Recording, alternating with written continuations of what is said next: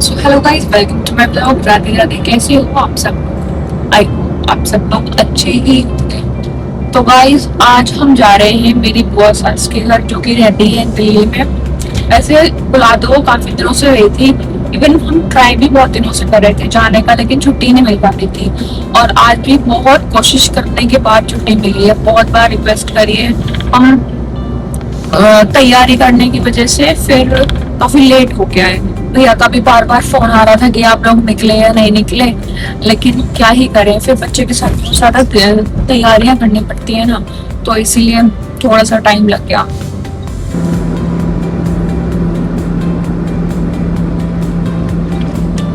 हमें निकले हुए 20 मिनट ही हो गई हैं। अब हम पहुंचने वाले हैं। कहाँ पहुंचने वाले हैं? हम कहाँ पहुंचने वाले हैं जी? अच्छा, वो आके घर तक कितना टाइम लग जाएगा वैसे? 1.5 घंटा लगता है। 1.5 घंटा मतलब वो के घर पहुंचने तक पूरा? अच्छा। देखो गाइस, आज इतनी ज्यादा भीड़ है कि क्या ही बताऊं। आज संडे है ना, तो इसलिए सभी लोग सोच रहे हैं कि हम अपने अपने घर चले जाएं। तो बस इसलिए टोल पे भी इतनी ज्यादा भीड़ है कि हमारा नंबर, हम काफी देर से खड़े हैं लेकिन नंबर ही नहीं आ रहा।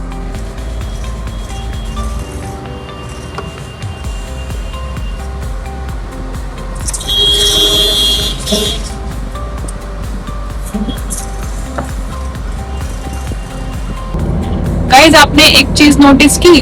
अभी जो हमने ये टोल पार किया है, ये बस कार्ड दिखा के कर दिया। पता है क्यों? क्योंकि मेरे हस्बैंड पुलिस में है।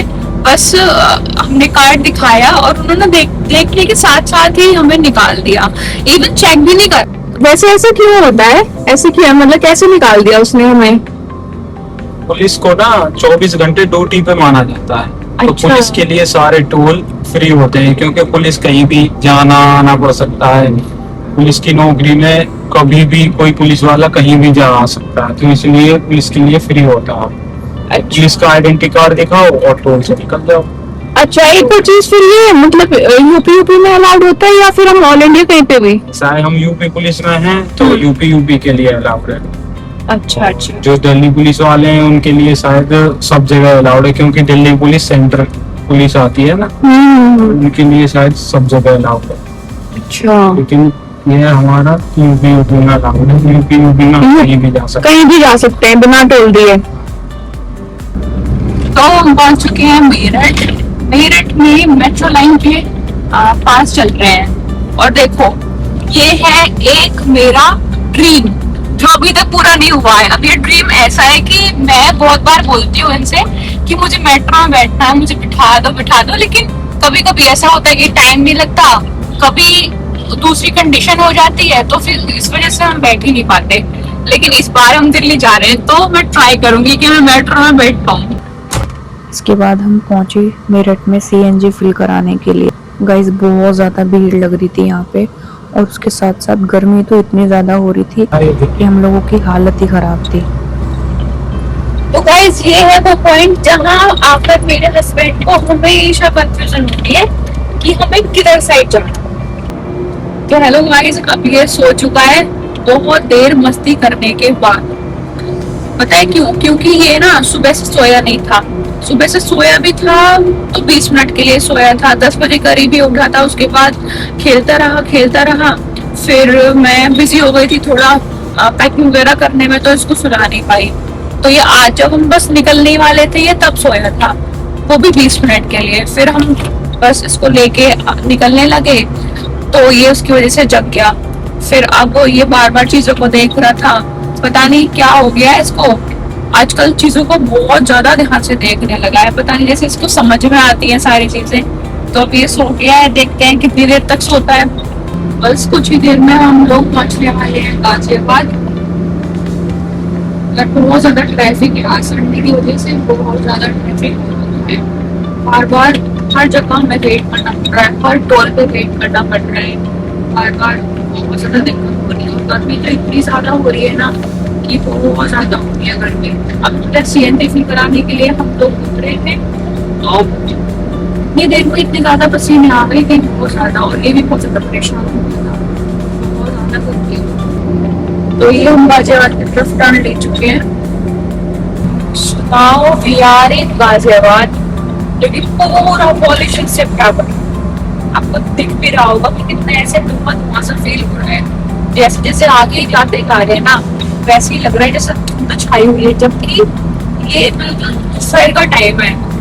इतनी गर्मी हो रखी है कि बहुत ज्यादा, और फील ऐसा हो रहा है कि धुंध छा रखी है आगे से। भाई सब हम दिल्ली में एंटर कर चुके हैं और उसकी पहचान है ये। तो गाइज ये है अक्षरधाम मंदिर। यहाँ की खासियत ये है कि लोग कहते हैं यहाँ पर हर समय कुछ न कुछ होता ही रहता है। आई मीन कुछ न कुछ काम चलता ही रहता है। और पता नहीं क्यों, लेकिन हम गए थे तो मैंने ये वाकई में देखा कि ये हकीकत है। तो बस आधे घंटे सोने के बाद ये जग चुका है। देखो पूरे एक्टिव मूड में, बड़ी मुश्किल से ये सोया है आधे घंटे।